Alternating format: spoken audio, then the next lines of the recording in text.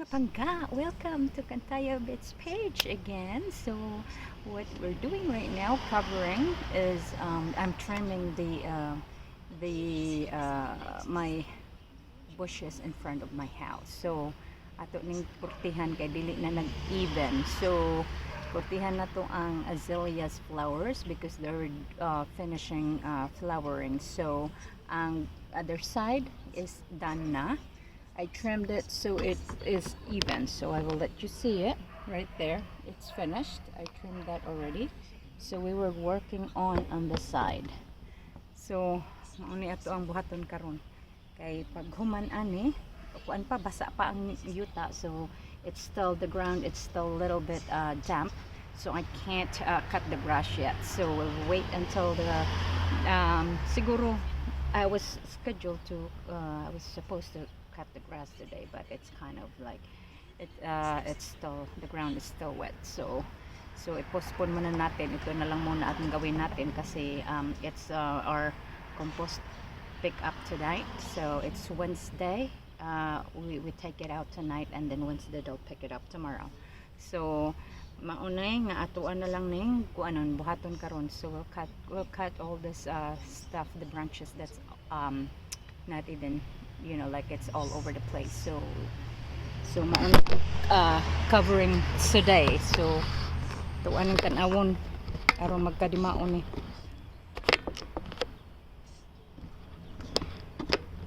Sorry po na ako ang kuan eh. Ang ako ang stand, sige po ka. Sige po ka kanang oh, mo-down gud siya.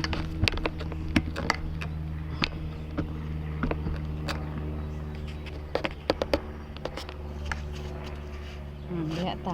So tanawan namunga na, ay namuwak na nag-real leaves na ang San Francisco. So ibalhin na to gamay kay aron makasod ta diri, aron maka-cut ta sa kuan sa dapat na to nga i-trim.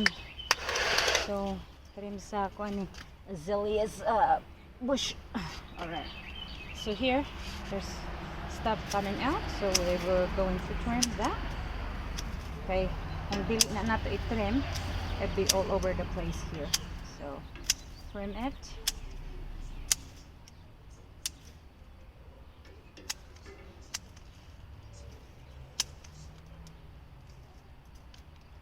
Okay.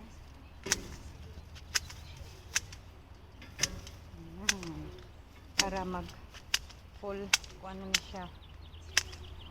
So next year mag full bloom. Ano tayo, samantalahin na natin habang palaging umuulan dito, so it's good to trim this kasi pag ano na, pag i-level ko lang sa ano ko. Ang bilis nito guys, bilis itong magtubo pabalik, kaya ito nag-wild. So that was 5 years ago. I had a guy who trimmed everything here from down to here. Well, yung doon talaga sa baba, tapos nag-bloom na siya. So ito na ang ano. Yung nag-move kami dito, dito na ito ang ano ang tanim. So kaya lumalago siya. So kaya nag-hire kami na mag-trim all the way to the bottom. Ngayon naman, ito na, lalago na naman ng husto. Kaya ayun. So every time, once a year, iti-trim ko ito. Kasi pag hindi, nako, ano pa ito sa bahay namin. Kasi ang bilis nito bilis nitong mag-grow. So dito ko ilalagay para makita niyo ako. Ilagay ko dito yung yung video. Ayan.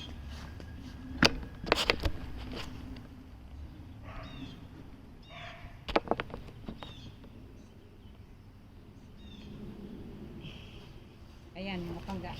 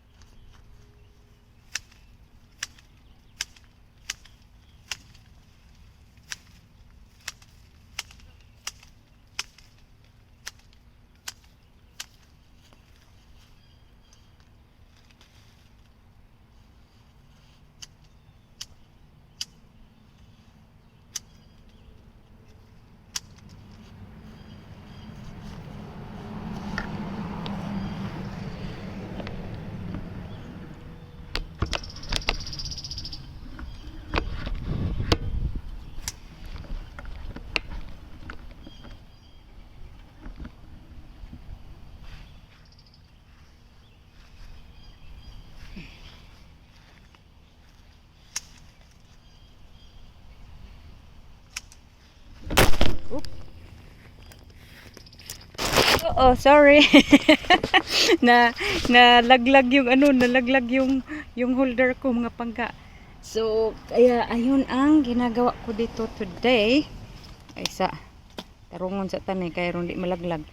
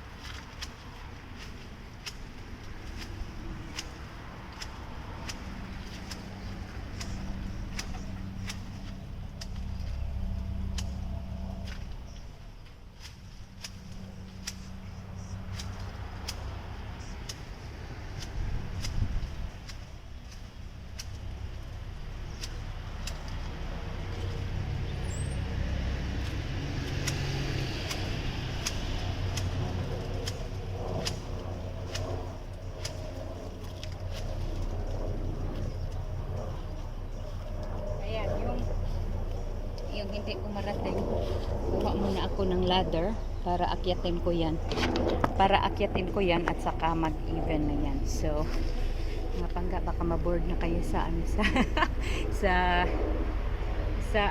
trimming my bushes. So ayun na, thank you again, once again, thank you for subscribing the Kantayaw Beth and Binat Malusog group. I continue to watch the video and share my video. So love, love, love. Take care. Thank you again.